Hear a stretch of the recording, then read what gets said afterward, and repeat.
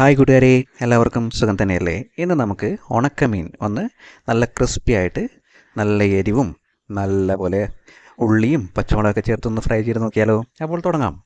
അപ്പോൾ ഇതാ നമ്മളുടെ ഇടിക്കുന്ന കല്ലുണ്ടല്ലോ, ഇടിക്കല്ല്. ഇതിന് വേറെന്തൊക്കെയോ പേരാണല്ലേ പറഞ്ഞത്, ഉരുളിയാ അരുളിയാ അങ്ങനെ എന്തോ. അപ്പോൾ ഇടിക്കല്ലിലേക്ക് നമുക്ക് പച്ചമുളകും അതേപോലെ ചുവന്നുള്ളി ഇട്ട് ഇടിച്ച് ചതച്ച് ഇങ്ങോട്ട് എടുക്കാം. അതിനുശേഷം അതേ കല്ലിലേക്ക് തന്നെ കഴുകി വൃത്തിയാക്കി തൊലിയൊക്കെ കളഞ്ഞു വെച്ചിരിക്കുന്ന മീൻ, ഇത് ഈ മീനിൻ്റെ പേരാണ് കടൽ വരാൽ എന്ന് പറയും. അപ്പോൾ ഇത് ഉണക്കമീനായിട്ടാണ് സാധാരണ വരുന്നത്. അപ്പോൾ അതുകൊണ്ട് നല്ല ടേസ്റ്റാണത്. അപ്പോൾ അതിനെയും നമുക്കിങ്ങനെ ചതച്ച് പറിച്ചിങ്ങനെ എടുത്തിട്ടുണ്ട്. എന്നിട്ട് ഇതേ ബാക്കിയുള്ള സാധനങ്ങളെ കണ്ടോ, ക്രഷ് ചെയ്ത് വെച്ചിരിക്കുന്ന മുളക്, കറിവേപ്പില, പിന്നെ നമ്മളുടെ ചതച്ച് വെച്ചിരിക്കുന്ന ഉള്ളിയും അതേപോലെ തന്നെ പച്ചമുളകും.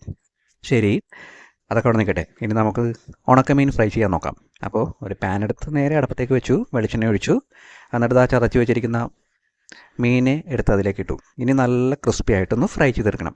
നല്ല ബ്രൗണിഷ് ആവണമേ. പിന്നെ ഈ മീനെന്ന് പറഞ്ഞിട്ടുണ്ടെങ്കിൽ ഭയങ്കര ഉപ്പായിരിക്കും. കുറേ സമയം വെള്ളത്തിലിട്ട് വെക്കേണ്ടി വരും. എന്നിട്ട് വെള്ളമൊക്കെ എല്ലാം പിഴിഞ്ഞ് കളയണം, ഇല്ലെങ്കിൽ ഒരു രക്ഷയും കിട്ടില്ല ഉപ്പ് കൊണ്ട്. അപ്പോൾ അങ്ങനെയൊക്കെ കഴുകി നല്ലതുപോലെ വെള്ളമൊക്കെ കളഞ്ഞ് എടുത്ത മീനാണ്. ഇനി അതേ മീനങ്ങാട് ഫ്രൈ ആയി കഴിയുമ്പോഴത്തേക്കും നമുക്ക് അതിനെ കോരി മാറ്റിയിട്ട് കുറച്ചുകൂടി എണ്ണ ഒഴിച്ചിട്ട് നമ്മളുടെ ഉള്ളിയും പച്ചമുളകും ഒന്ന് മൊരിയിച്ചെടുക്കാം. അപ്പോൾ ഇനി ഇതിന് സെപ്പറേറ്റ് ആയിട്ട് ഉപ്പൊന്നും ചേർക്കേണ്ട കാര്യമൊന്നുമില്ല കേട്ടോ, കാരണം ഓൾറെഡി മീനിൽ ഉപ്പ് കൂടുതലാണ്. അപ്പോൾ അതുകൊണ്ട് ഉള്ളിയും ഇതും കൂടി അങ്ങോട്ട് ചേർത്ത് കഴിയുമ്പോഴത്തേക്കും, ഇതല്ല പച്ചമുളകും കൂടി ചേർത്ത് കഴിയുമ്പോഴത്തേക്കും നമ്മൾ ഉപ്പ് കറക്റ്റ് ആവും. ഇനി ഇതേ നമ്മളുടെ ക്രഷ് ചെയ്തിരിക്കുന്ന മുളക്, വറ്റൽ മുളക്, അതും കൂടി അങ്ങോട്ട് ചേർത്ത് നല്ലതുപോലെ ഒന്നും അങ്ങോട്ട് മൊരിച്ചതിന് ശേഷം നമുക്ക് നമ്മുടെ ഉണക്കമീൻ ഫ്രൈ ചെയ്ത് വെച്ചിരിക്കുന്ന ഉണക്കമീനും കൂടെ അതിലേക്ക് ചേർത്ത് കൊടുക്കാം. അപ്പോൾ അതിൻ്റെ ഇടയിൽ കൂടി കറിവേപ്പിലേക്ക് ഇട്ടിട്ടുണ്ടായിരുന്നു. അപ്പോൾ അതാരും കണ്ടില്ല എന്ന് എനിക്ക് മനസ്സിലായി, അതുകൊണ്ടാണ് കറിവേപ്പില ഇട്ടു എന്ന് പറഞ്ഞത്. അത് നല്ലപോലെ ഡ്രൈ ആയിട്ട് ഫ്രൈ ആയിട്ടുണ്ട്. ഇനിയിപ്പോൾ നമ്മളുടെ മീനും കൂടി അങ്ങോട്ട് ചേർത്ത് കൊടുക്കാം. അപ്പോൾ അത് ആ മീനും കൂടെ ചേർത്ത് കൊടുത്തു. ഇനി നല്ലതുപോലെ ഒന്ന് ഇളക്കിയെടുത്ത്, ആഹാ എന്താ ഒരു സ്മെല്ല്! ഈ ഉണക്കമീൻ വറുത്തിട്ടുണ്ടെങ്കിലുണ്ടല്ലോ, ഈ നാണ് മുഴുവൻ അറിയും, കാരണം അത്രയ്ക്ക് സ്മെല്ലാണ്. അതും ഒരു കൊതിപ്പിക്കുന്ന സ്മെല്ല്. അപ്പോൾ നമ്മളുടെ മീൻ വറുത്തത്, ഉണക്കമീൻ ഫ്രൈ ചെയ്തിരിക്കുന്നത് റെഡി ആയിട്ടുണ്ട്. ഇനി അങ്ങോട്ട് ഒരു രസവും കൂടി ഉണ്ടാക്കിയിട്ട് ഈ ഉണക്കമീനും രസവും ചോറും, ഇതാണ് ഇന്നത്തെ സ്പെഷ്യൽ. അപ്പോൾ അങ്ങോട്ട് കഴിച്ചാൽ മാത്രം മതി.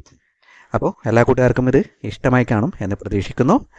നിങ്ങളും ഇതേപോലെ തന്നെ ഉണക്കമീൻ മേടിക്കുമ്പോൾ പൊതുവേ ഇത് മറ്റേ സ്രാവ് അല്ലെങ്കിൽ ഈ വരാലി, ഇതൊക്കെയാണ് ഇതേപോലെ ഇങ്ങനെ ചതച്ച് ഉണ്ടാക്കാൻ നേരത്തെ ടേസ്റ്റ് ഉണ്ടാകുന്നത്. അതേപോലെ കൊഴുവയൊക്കെ ഉണ്ടാക്കാനായിട്ടാണെന്നുണ്ടെങ്കിൽ അതേപോലെ തന്നെ ഉണ്ടാക്കണം.